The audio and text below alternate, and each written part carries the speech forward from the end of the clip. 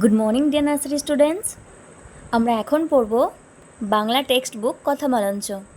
তাহলে প্রত্যেকে তোমরা তোমাদের কথামালঞ্চ বইটি বের করবে আর 19 পাতায় চলে আসবে।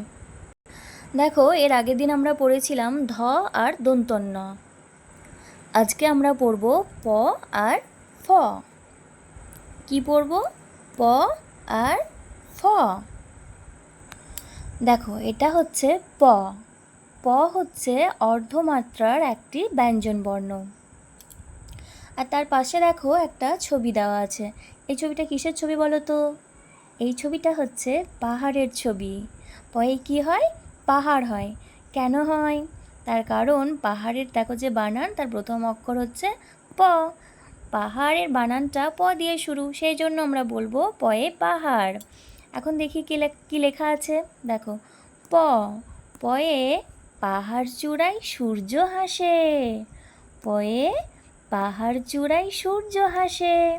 তোমরা দেখতেই পাচ্ছ পাহাড়ের চূড়ায় কি আছে? একটা সূর্য আছে, তাই তো? তাহলে এটা সবাই মনে রাখবে। এবার আসছি আমরা ফয়ে। দেখো, এটা হচ্ছে ফ, এটা হচ্ছে ফ।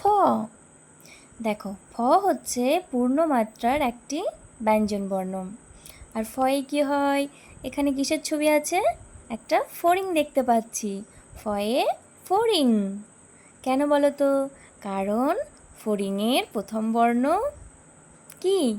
মানে ফড়িংয়ের বানানের যে প্রথম বর্ণ সেটা হচ্ছে ফ, সেই জন্য আমরা বলবো ফয়ে ফড়িং। এখন কি লেখা আছে চলো দেখি। ফ। ফয়ে ফড়িং নাচে সবুজ ঘাসে। ফ। ফয়ে ফড়িং নাচে সবুজ ঘাসে। তাহলে তোমরা প আর ফটাকে ভালোভাবে চিনে নেবে আর কয়েকবার এটা পড়ে নেবে। টাটা।